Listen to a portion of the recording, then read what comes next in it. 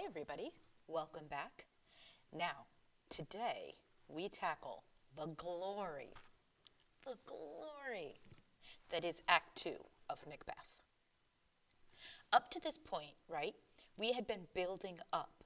Will Macbeth murder the king? Will he do something bad to Malcolm to get him out of the way? You know, will Macbeth change his mind? He almost does. Lady Macbeth pulls him back in, right, at the end of scene 7 in Act 1. So all of this is going on. The king is walking into a trap and doesn't know it. Okay, all that gorgeousness. Act 2, which I'm going to cover all of in this video because it moves like this, is all about the night the king stays and what happens. And then the very last little bit, there's a time jump. So we'll talk about that when we get there, okay? So we are looking at Act 2, scenes 1 through 4 of Macbeth. All right? Now, what you're going to have to pay attention to here is the dynamic between Macbeth and Lady Macbeth, just like we've seen that growing, right? Pay attention to who feels guilt and who doesn't, and who's active and who's passive. Okay? Pay attention to that dynamic. The other thing you want to pay attention to is who is suspecting something is wrong. Because there's all kinds of hints that something might be wrong. And we'll get even more hints later in the scene. Okay? So, let's talk about Act 2, Scene 1 first. This is late at night. It's even past midnight. And Banquo, remember Banquo, Macbeth's best friend? They still haven't had that conversation that they kind of both wanted to have. Still hasn't happened yet. And Banquo and his son Fleance are in the castle with where the king is staying, in Macbeth's castle. And everybody's asleep, but Banquo can't quite fall asleep. He's restless. He can't quite, he's getting these weird feelings. He's getting ready to sleep, though, and he takes off his sword and his sword belt, and he hands it to his son, and he's talking to him. And then he hears a noise in the hall, and he grabs his sword back and confronts the person in the hall, and it's Macbeth. And the conversation that Banquo and Macbeth have here, remember, they are trusted friends. But Macbeth is about to betray his king, and he kind of wants Banquo to back him up.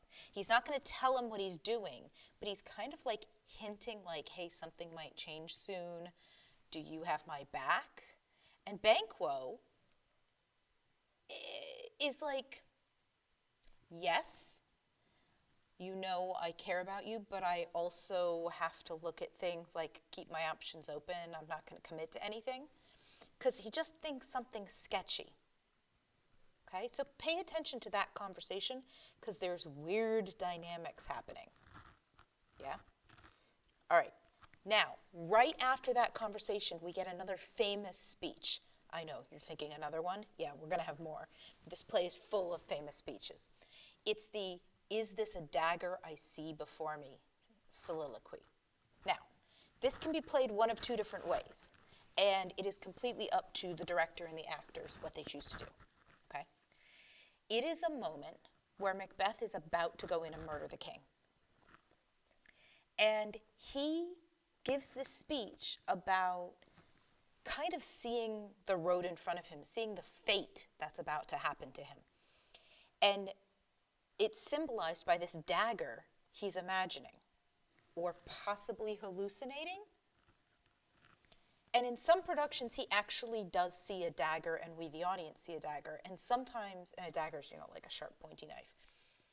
In some versions, he doesn't. It's completely imaginary in his head, or at least we don't see it. Pay attention to what he's seeing and saying, and how he's kind of gearing himself up to do the unthinkable. All right, now, that's Act 1, Scene 1. It's all leading up. It's just the final preparations.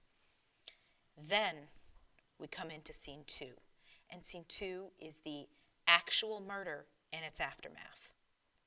Now, the murder does not happen on the stage, interestingly. There will be murders that happen on stage, but this is not one of them. This murder happens off stage. So Macbeth walks into the king's chambers, we don't see him, and then he comes out. And he encounters Lady Macbeth. And she's like, is it done? And when he's gone, she gets to kind of talk about some of her nervousness and the things she's done to prepare. She got the guards drunk and drugged them. She laid out their daggers so Macbeth would be able to find them. And then there's this really weird line where she says, I would have done it myself, but Duncan, in his sleep, reminded me too much of my father, and I couldn't murder him. We have never heard about her father before in the play, but that's a really weird, interesting insight into her character. Like, she thought about not having Macbeth kill him, like just doing it herself. And then she had this second thought. It's really cool and interesting with her character. Okay, and I'll be interested to know what you make about it. And then when Macbeth comes out and she's like, did you do it? He says yes, and he's covered in blood, because when you stab people, even if they don't fight back, you end up covered in blood, right?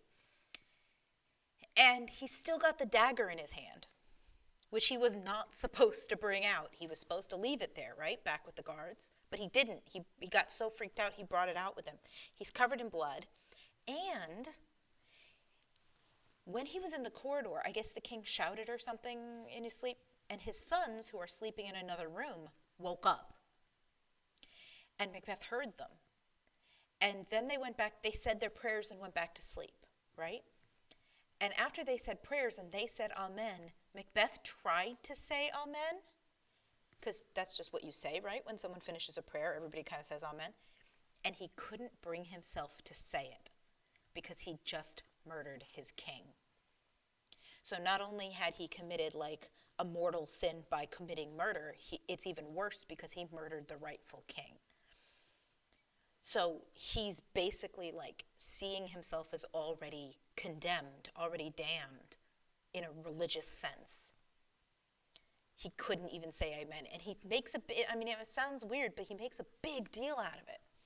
And Lady Macbeth is very much like, come on, come on. I'm sorry you're having freakouts, but I don't have time for that right now. Let's go, let's go.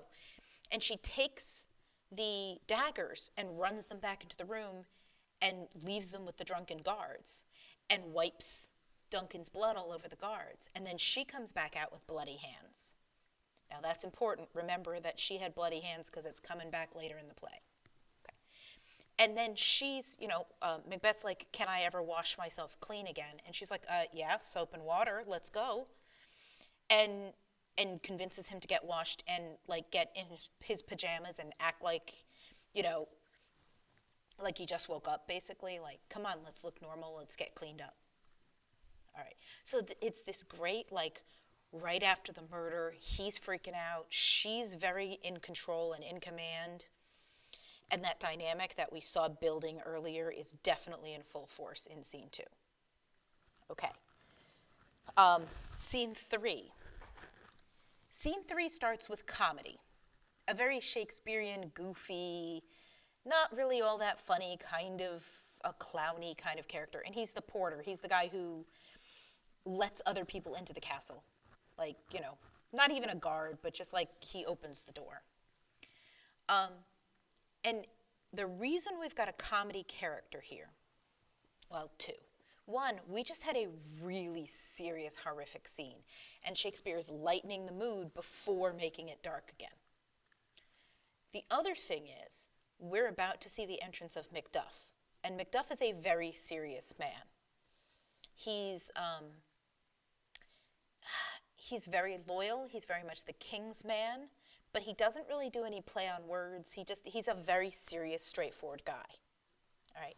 And playing him off this comedy porter character makes for a nice juxtaposition where we're paying attention to that and not really paying attention to the fact that this guy who just walked in Act 2, Scene 3 is going to be a major character.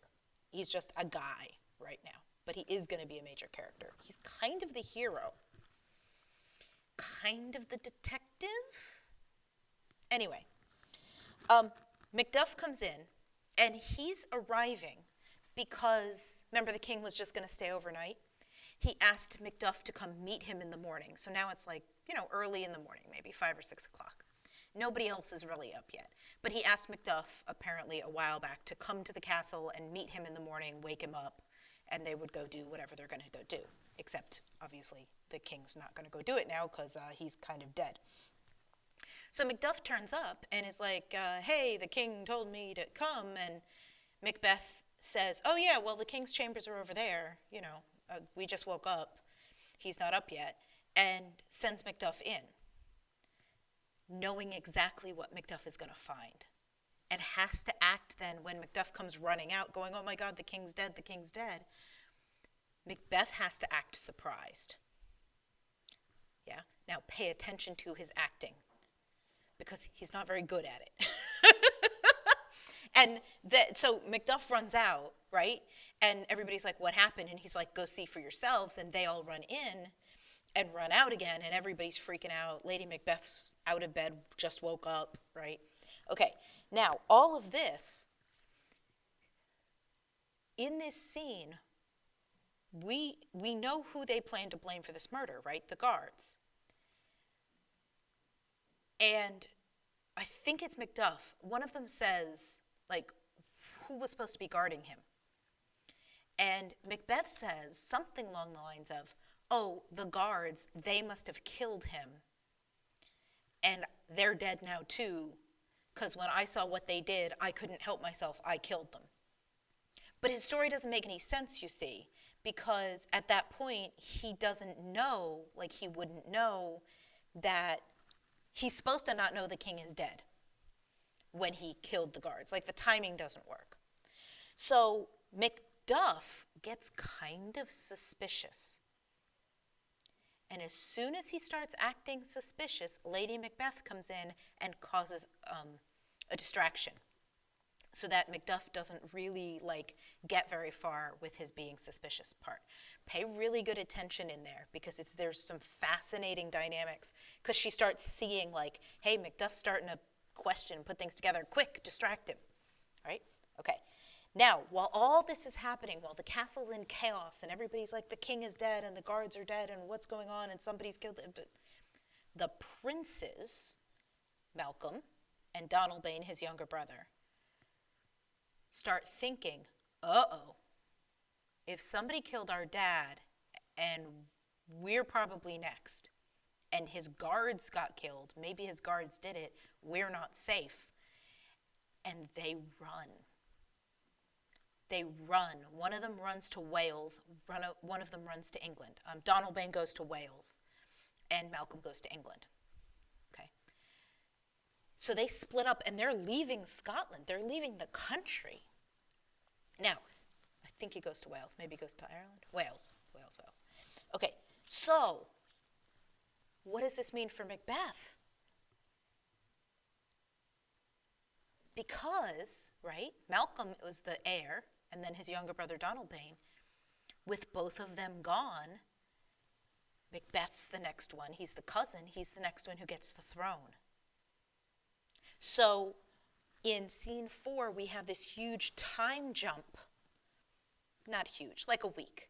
But a pretty big, considering the last 3 were like all within minutes of each other. We have a pretty big time jump. And it's these 2 guys talking about how the weather has gone weird, and it's dark during the day, and the animals are behaving strangely and have been for a week, and everything went wrong since the king died. So nature is in revolt against the murder of the king. And our boy Macduff comes in, and they're like, hey, Macduff, how's it going? And he says, the guards killed the king, but the rumor is the king's sons put the guards up to it and then ran away because they thought that they would get caught. So because they ran, obviously they're guilty. And so Malcolm and Donalbain, basically because they're assumed to be guilty and they left, they don't get to be the king. Macbeth is going to become king. And everybody's going to go see Macbeth crowned, except Macduff. He's not going. Because he just finds the whole situation sketchy. He's just like, there's something wrong, I don't like it. Now, this sets up the suspicion, and at this point he doesn't know, he's just like something sketchy. But it sets up the suspicion between Macbeth and Macduff. Now, pay attention to that relationship because it's going to be hugely important later. The fact that Macduff does not trust Macbeth, and therefore Macbeth wants to get Macduff off his trail because he knows he's suspicious of him. And that's going to play into some of the things that happen later on. All right? So this Act 2 is fast. And everything's going like this. So if you need to slow it down and read a little slower as you go, or watch it a second time because you missed stuff, that's okay. There's a lot happening here. But think of it like a crime show. Like, you know how often the crime show opens with a body being discovered? That's what's going on here. And you know, all the suspicion and all of that. Okay. Now, what you're going to do this week is you're going to walk through piece by piece. Once you've read and watched, you've got questions and Schoology to do, and a discussion at the end, and of course our class meeting. But have fun with this week. It is one that you can really sink your teeth into, and there's lots of stuff going on. So just have fun with it, all right? And I will talk to you guys next time about Act 3. Until then, bye everybody.